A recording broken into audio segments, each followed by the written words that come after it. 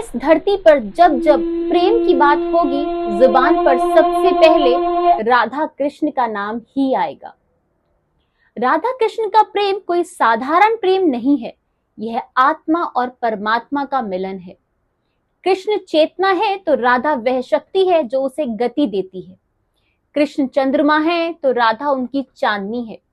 कृष्ण सागर है तो राधा उनकी लहरें हैं। कृष्ण बांसुरी हैं तो राधा उस बांसुरी का स्वर है।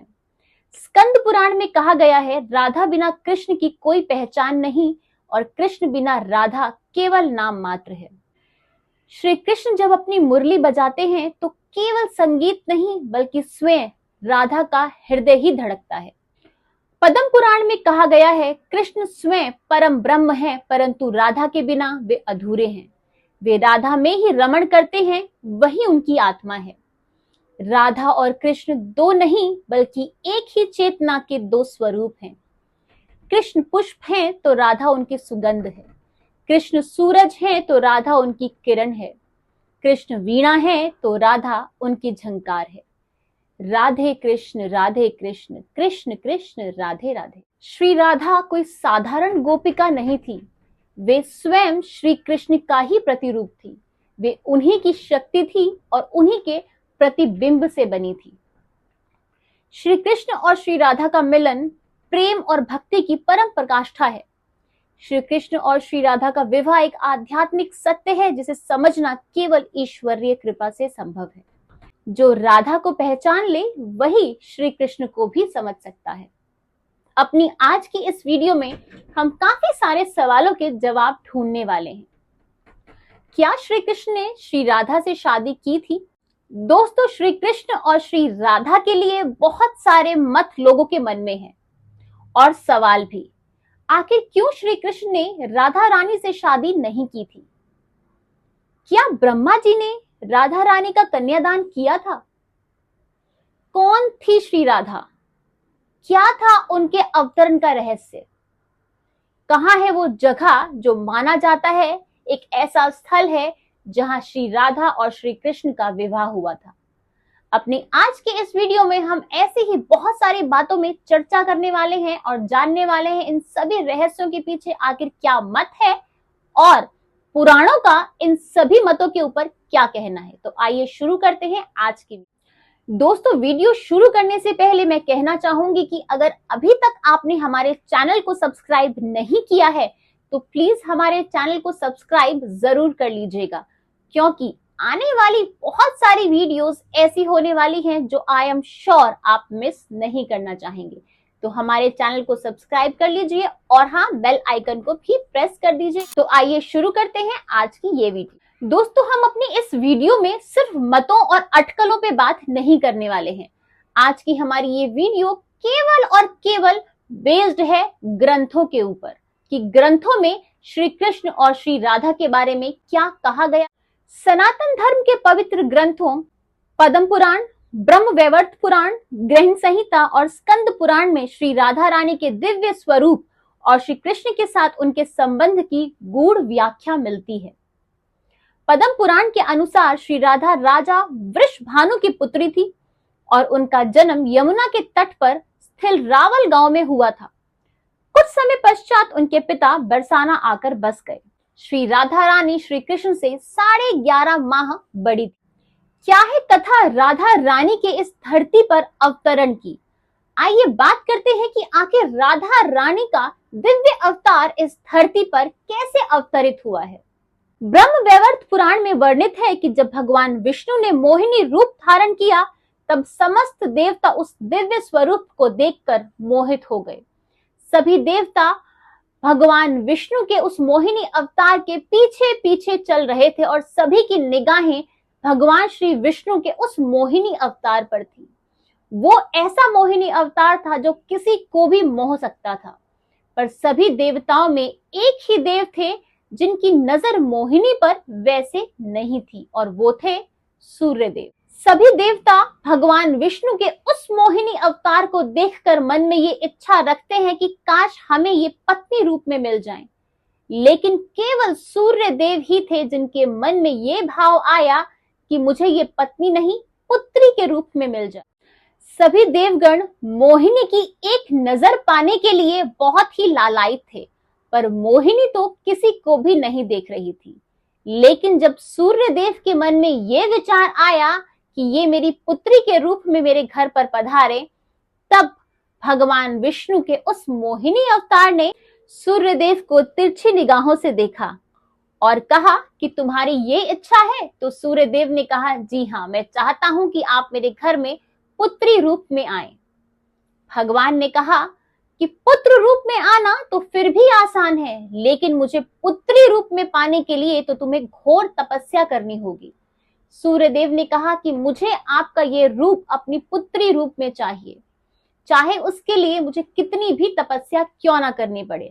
और उसी दिन से सूर्य देव ने तपस्या शुरू कर दी और मोहिनी अवतार विष्णु भगवान ने भी उनसे यही कहा कि ठीक है, अगर मैं तुम्हारी तपस्या से प्रसन्न हो जाऊंगा तो मैं तुम्हारे घर में पुत्री रूप में अवश्य जन्म लूंगा। सूर्य देव ने तपस्या शुरू कर दी। सूर्य देव ने धरती पर राजा का एक अवतार लिया और उसमें भगवान विष्णु की तपस्या करने लगे। लेकिन उस जन्म में भगवान विष्णु ने उनकी इस कठोर तपस्या का कोई भी प्रतिफल नहीं दिया और उनके घर में पुत्री रूप में नहीं आए। दोबारा जब अगले जन्म में भी सूर्य देव ने घोर तपस्या की और राजा ही बने, तब उन्होंने विष्णु जी की नहीं, ब्रह्मा जी की तपस्या को शुरू किया।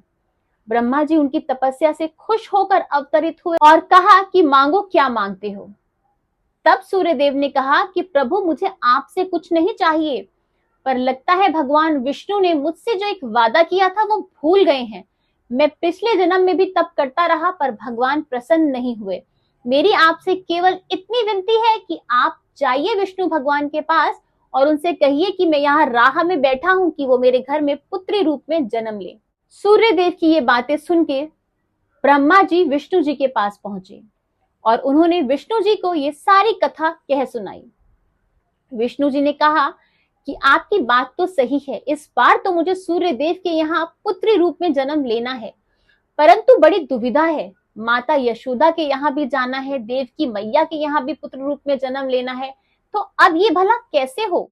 अब भगवान विष्णु ने अपने आप को आईने में देखा और अपने ही प्रतिबिंब को सौंदर्य, भक्ति और प्रेम से सींचकर एक दिव्य रूप में प्रकट कर लिया। ये दिव्य रूप इतना मनोहर था कि ये मोहिनी को भी मोहित कर दे, ऐसा स्वरूप ये दिव्य रूप प्रकट हुआ था।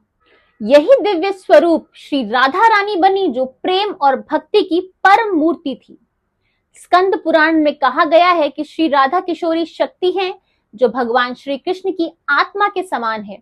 श्री कृष्ण परमात्मा है तो राधा रानी उनकी हृदय की शक्ति है, आनंद रूप है। दोस्तों, किशोरी जी के भाव को समझना अत्यंत कठिन है, क्योंकि ये भाव को समझने के लिए एक ही चीज चाहिए और वो है किशोरी जी की कृपा। ये अनुभूति केवल आपको किशोरी जी की कृपा से ही मिल सकती है।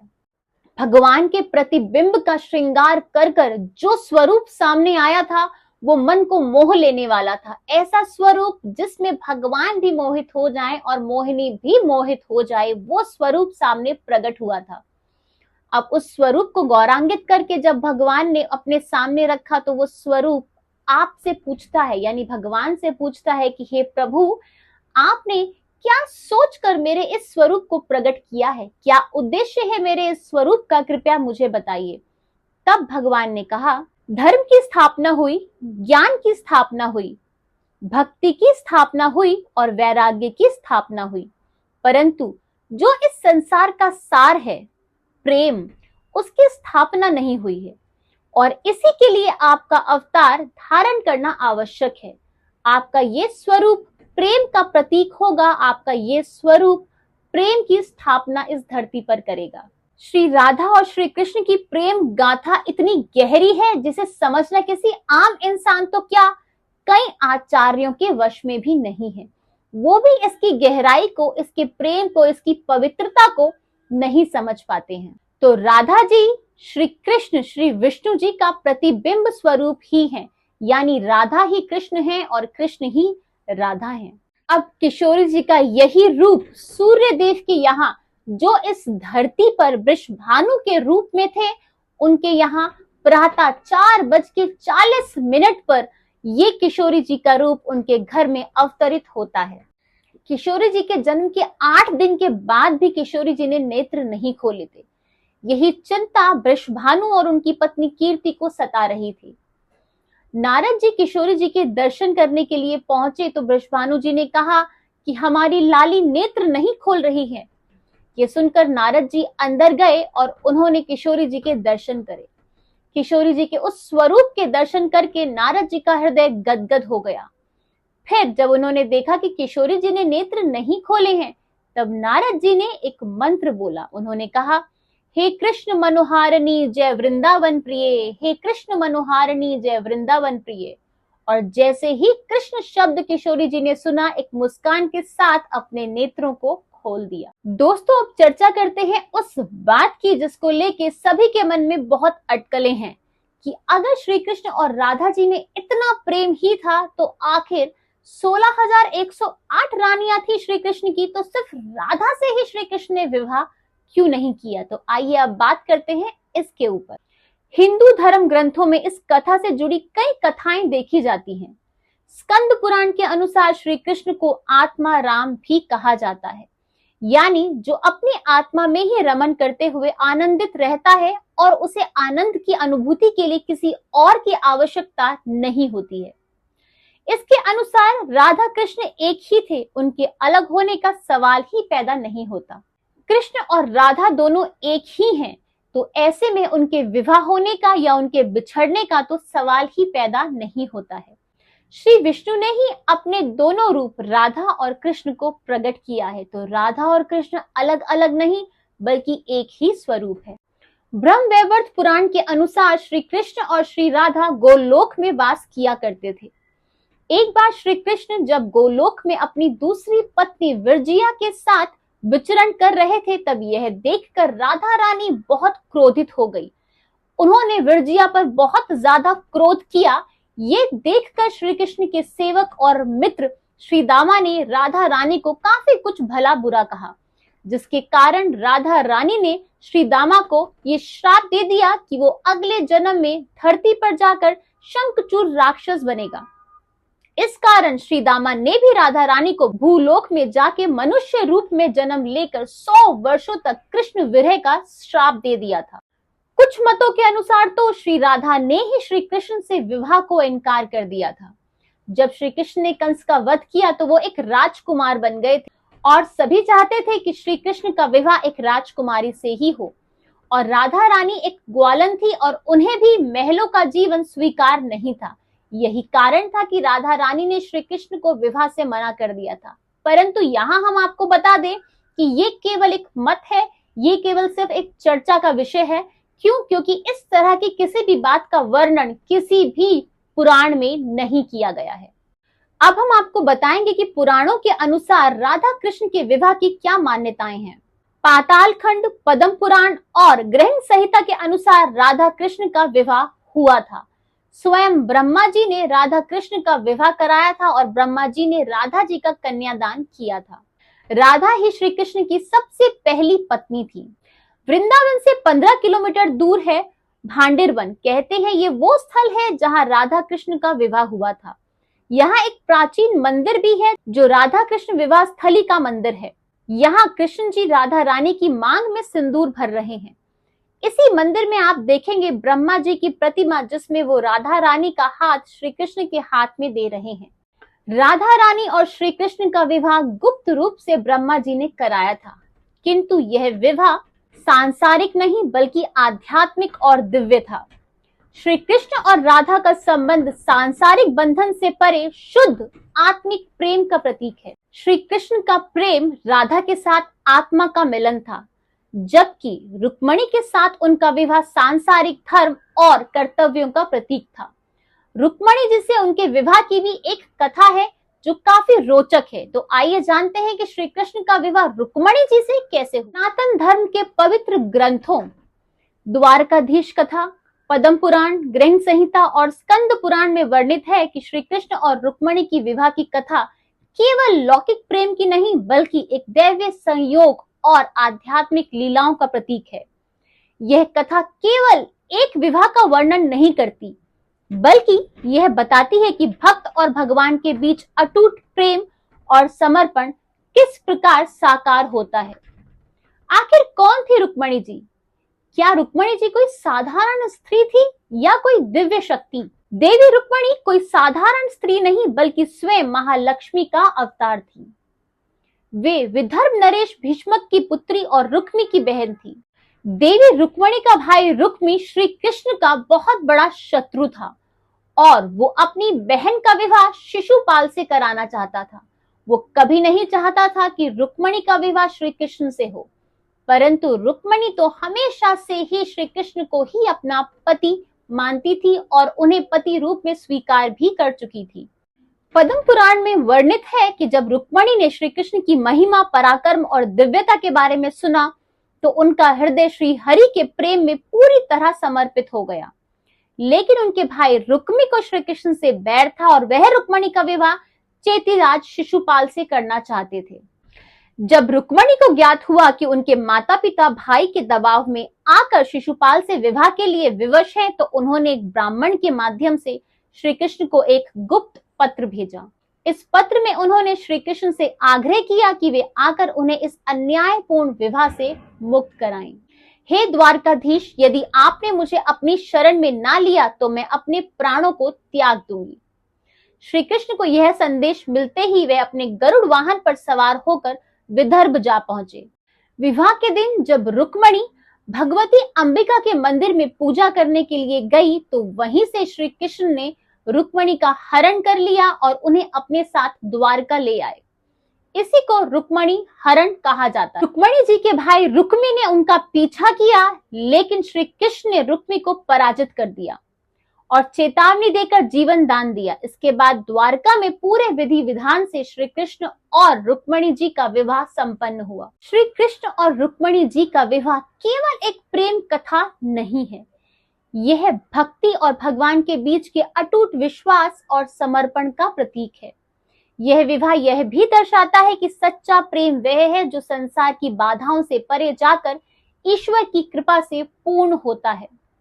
जहां विश्वास है वहां भगवान स्वयं आकर अपने भक्त की रक्षा करते हैं। तो इस तरीके से हुआ श्री कृष्ण का विवाह रुक्मणी जी से। दोस्तों, अपनी आज की इस वीडियो में हमने मतों और अटकलों से हटकर केवल वही बातें की हैं जो कि हमारे पुराणों में लिखी गई है। हमने पूरी कोशिश की है कि हम आपके प्रश्नों के उत्तर दे पाएं और आशा करते हैं कि राधा कृष्ण संबंध के जो भी आपके मन में प्रश्न थे हम उनका एक हद तक उत्तर दे पाए होंगे। अगर आपने भी इसके संबंध में कोई ग्रंथ पढ़ा है जिसमें कोई अन्य कथा कही गई है तो हम आपसे प्रार्थना करते हैं कि वो हमें कमेंट सेक्शन में जरूर बताइएगा ताकि आपका ज्ञान भी सबको मिल पाए। आज की इस वीडियो को लाइक के साथ साथ शेयर भी जरूर कीजिएगा ताकि ये लोगों तक पहुंच पाए। वीडियो को अंत तक देखने के लिए धन्यवाद। और हाँ, अगर आपने हमारे चैनल को सब्सक्राइब नहीं किया है तो प्लीज सब्सक्राइब कर लीजिए और बेल आइकन को भी प्रेस कर दीजिए ताकि आप हमारी नेक्स्ट वीडियो जो है 16,108 रानियां कैसे थी श्री कृष्ण के क्या थे कारण इस पे आने वाली है उसको मिस ना कर दें। अगर आज की वीडियो अच्छी लगी है तो like, share and comment and subscribe my channel. Thank you.